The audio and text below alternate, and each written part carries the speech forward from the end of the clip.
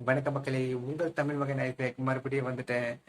ஒவ்வொரு நாளும் வந்து ரொம்ப சீரியஸான விஷயங்களை தான் பேசிக்கிட்டு இருக்கோம் அப்படின்னு எனக்கு மனசுல தோணுது. இன்னைக்கும் எனக்கு தோணுது சீரியஸான விஷயம் மட்டும்தான். ஆனா எனக்கு தெரிஞ்ச அளவுக்கு நான் உங்ககிட்ட ஷேர் பண்ணலான்னு இருக்கேன். ஏன்னா இந்த பதிவு வந்து நம்ம எல்லாருக்கும் ஒரு விழிப்புணர்வா இருக்கணும். அதனால தாங்க ஒவ்வொரு நாளும் நான் பாடுபட்டு எனக்கு தெரிஞ்ச விஷயங்களை, எனக்கு நடந்த அனுபவங்களை வந்து உங்க எல்லாருக்கிட்டையும் ஷேர் பண்ணிக்கிட்டு இருக்கேன். இது நம்ம அன்றாட வாழ்க்கையை நகர்த்துறதுக்கு ரொம்ப உதவுன்னு நான் நம்புறேன். சரிங்களா? இன்னைக்கு நம்ம பேச போற விஷயம் என்னன்னா இந்த கர்மா. நீங்க கேள்விப்பட்டிருப்பீங்க, கர்மா இஸ் த பூமரேங் அப்படின்னு சொல்லுவாங்க. முதல்ல இந்த பூமரேங்னா என்னன்னு தெரியுமா? அதாவது நம்ம சுழற்றி விடும்போது அது திருப்பி நம்ம கிட்ட வந்து சேரும். அந்த ஒரு ஆயுதம், அது ஒரு விளையாட்டு பொருள், ஏதாவது ஒண்ணு சொல்லுவாங்க, சரியா தெரியல. அது வந்து நம்ம எப்போ தூக்கி வீசுறோமோ, நம்ம எப்படி யார் மேல தூக்கி வீசுறோமோ அது நம்ம கிட்ட திருப்பி வந்து சேருங்கிறது தான் பூமரேங்கிற ஒரு விஷயம். இந்த கர்மாங்கிற விஷயம் வந்து நிறைய அண்டர்ஸ்டாண்டிங் இருக்கு நிறைய பேருக்கு. அதாவது கர்மம், நாம் செய்த பாவம் நமக்கே வந்து சேரும்ங்கிறது தான் கர்மா இஸ் பூமரங் அப்படின்னு சொல்லுவாங்க. இந்த பாவங்கள் எப்படி வந்து கணக்கிடுறாங்க? பெரிய பாவமா, சின்ன பாவமா, பாவம் செய்யறது எப்படி? நிறைய கேள்விகள் வந்து இருக்கு இங்க. நிறைய விஷயங்கள் வந்து நம்மளுக்கு வந்து தெரிஞ்சும் இருக்கலாம், தெரியாம இருக்கலாம்.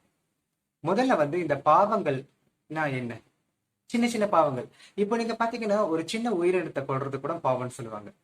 ஆனா நம்ம டெய்லி வந்து மொஸ்கிட்டோஸை கொல்றோம், கரப்பாம்பூச்சிகளை கொல்றோம். அதெல்லாம் எந்த கணக்குல வந்து சேரும்? ஒரு பெரிய உயிரை கொன்னாதான் பாவமா? அதுக்குதான் கர்மம் வந்து நம்மளுக்கு பதில் சொல்லுமா? இல்ல இந்த மாதிரி சின்ன சின்ன உயிரினங்களை வந்து கொல்றதும் பாவமா? இயற்கையை அழிச்சுக்கிட்டே போறோம், மரங்களை வெட்டிக்கிட்டே போறோம். அப்போ இதெல்லாம் வந்து எந்த கணக்குல சேர்க்கிறது? எதுவுமே வந்து நம்மளுடைய நம்பிக்கையில அடிப்படை தாங்க இருக்கு.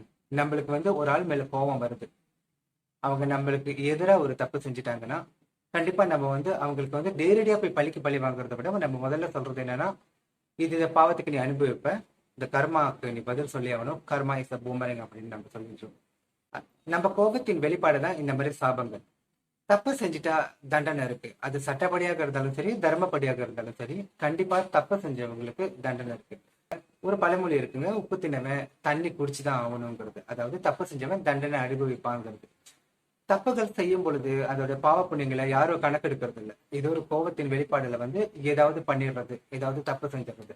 அதுக்கப்புறம் தண்டனை கிடைக்கும் போது வாழ்க்கையை வருந்திட்டு உட்கார்ந்துருப்பாங்க. இந்த மாதிரி நம்ம எத்தனை பேர் பார்த்திருப்போம்? தெரிஞ்சு செஞ்சாலோ தெரியாம செஞ்சாலோ தப்பு தப்புதாங்கிறத வந்து நம்ம முதல்ல உணரணும். முதல்ல நம்ம நம்மளை கண்ட்ரோல் பண்ணிக்கணும். இந்த மாதிரி கோபத்தினாலதான் வந்து நிறைய தப்புகள் செய்யறோம். இந்த தப்பு வந்து நம்ம எதுக்கு முதல்ல செய்யறோம் வாழ்க்கையில? நம்மளுடைய பேராசையா, இல்ல நம்மளுடைய கோபமா, நம்மளுடைய ஆத்திரமா?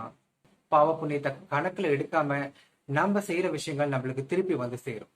இதுவே நீங்க புண்ணியம் அப்படிங்கிற ஒரு விஷயம் நீங்க எடுத்துக்கிட்டீங்கன்னா வந்து அது நேரடியா உங்களுக்கு நல்ல விஷயங்கள் நடக்கும் அப்படிங்கறத வந்து நம்மளுடைய நம்பிக்கையா இருக்கு. ஆனா இதுவே நம்ம பாவம் செஞ்சுட்டோம்னா திரும்பி அந்த பாவம் நம்மள வந்து சேருமா, இல்ல நம்ம சந்ததியை சேருமாங்கிற ஒரு அச்சுறுத்தல வந்து மனசுல இருந்துகிட்டே தான் இருக்கும். அப்போ பாவ மன்னிப்பு கேட்டுட்டா இந்த பிரச்சனை எல்லாம் தீர்ந்துருமா?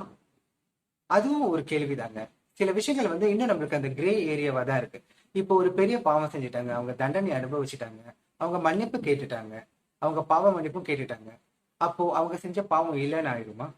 கர்மா அதுக்கப்புறம் நின்றுமா? இந்த மாதிரி நிறைய கேள்விகள் வந்து நம்மளுக்கும் தோணும், எனக்கும் அதே தான் தோணுது. அப்போ ஒரு தப்பை செஞ்சுட்டு நான் மன்னிப்பு கேட்டுட்டா செஞ்ச தப்பு நியாயமாயிருமா? அந்த கர்மா அதுக்கப்புறம் கேள்வி கேட்காது. அதோட கர்மாவோட வீரியம் எவ்வளவு பெருசு, எந்த மாதிரி வந்து தண்டிக்கும்? நிறைய விஷயங்கள் வந்து நம்ம பேசிக்கிட்டே போலாம். இந்த கர்மாவை பத்தி, பாவ புண்ணியங்களை பத்தி நம்ம பேசிக்கிட்டே போலாம். ஆனா இப்போ உங்க மனசுல நம்ம வாழ்க்கையில நம்ம ஏதாவது தப்பு செஞ்சிருப்போமோ? தெரிஞ்சோ தெரியாமலோ யாருக்காவது ஏதாவது ஒரு தப்பு செஞ்சிருந்தா சில நேரம் வந்து நம்மளுக்கு நிம்மதியா இருக்க முடியாது. நம்ம அதை பத்தி யோசிச்சுக்கிட்டு இருப்போம். ஏன்னா வந்து அது நம்ம தெரிஞ்சு செஞ்சிருக்கலாம், தெரியாம செஞ்சிருக்கலாம், ஆனா இது ஒண்ணு பண்ணிட்டோம், நம்மளுக்கு அந்த கில்ட்டி ஃபீலிங் இருந்துகிட்டே இருக்கும். அப்புறம் இந்த ஃபீலிங்ஸ் வந்து நம்மளுக்கு என்ன தோணும்னா, எனக்கு எது நடந்தாலும் நம்மளுக்கு தப்பா ஏதாவது நடந்துருச்சுன்னா நம்ம என்ன நினைப்போம்னா, ஓ நான் வந்து பழி வாங்கப்படுறேன், அதாவது கர்மா என்னை வந்து தாக்க ஆரம்பிச்சிருச்சு அப்படிங்கிறது நம்மளுக்கு சைக்கலாஜிக்கலி வந்து அது தோண ஆரம்பிச்சிடும். சும்மா கீழே விழுந்துட்டா கூட நான் செஞ்ச பாவத்தினாலதான் நம்ம கீழே விழுந்துட்டேன், கஷ்டப்பட்டா நான் செஞ்ச பாவத்தினாலதான் நான் கஷ்டப்படுறேன், போன ஜென்மத்துல என்ன பாவம் செஞ்சுட்டு இந்த ஜென்மத்துல வந்து இந்த மாதிரி கஷ்டப்படுறேன் அப்படின்னு சொல்லிட்டு நமக்குள்ளேயே வந்து ஒரு குற்ற உணர்ச்சியால வாழ்க்கையை வந்து கஷ்டப்பட்டு நகர்த்துக்கிட்டே இருக்கும். என்ன கேட்டீங்கன்னா ஒன்னே ஒண்ணுதாங்க, தெரிஞ்சு செஞ்சீங்களோ தெரியாம செஞ்சீங்களோ தயவு செஞ்சு நீங்க வந்து மனசார மன்னிப்பு கேட்டு இந்த பிரச்சனையை சுமூகமா முடிச்சிடலாம். அப்புறம் பிரார்த்தனையை தவிர வேற எது நம்மளால செய்ய முடியும்? செஞ்ச தப்போ தெரியாம செஞ்ச தப்போ எதா இருந்தாலும் ஆண்டவனால மன்னிக்க முடியும்னு நான் நம்புறேன். எதுவுமே மனசை போட்டு அழுத்தாம நீங்க பாத்துக்கணும். கர்மா இஸ் பூமரங்கிறது அடுத்தவங்களுக்கு நம்ம சொல்றது மட்டும் இல்லைங்க, அடுத்தவங்க நம்மளுக்கும் சொல்லணும். இந்த சூழ்நிலையில உங்க மனசுல ஏதாவது பாரம் இருந்துச்சுன்னா போய் ஆண்டவன் கிட்ட பேசுங்க, நல்லா ப்ரே பண்ணுங்க, உங்க மனசுல உள்ள பாரத்தெல்லாம் இறக்கி வைங்க. தெரிஞ்சு செஞ்ச தப்போ தெரியாம செஞ்ச தப்போ எல்லாத்துக்கும் வந்து பாவ மன்னிப்பு கேளுங்க, மன்னிச்சிருங்கன்னு சொல்லி கை கூப்பி கேளுங்க. மனச பாரம் எல்லாத்தையும் இறக்கி வச்சுட்டு இதுக்கப்புறம் நாட்களை வந்து சந்தோஷமா நிம்மதியா கழிக்க ஆரம்பிங்க. ஏன்னா நடந்தது நடந்துருச்சு, இனி நடக்க போறது கண்டிப்பா நல்லவையா இருக்கணும்னு நானும் உங்க எல்லாருக்காகவும் பிரார்த்திக்கிறேன்.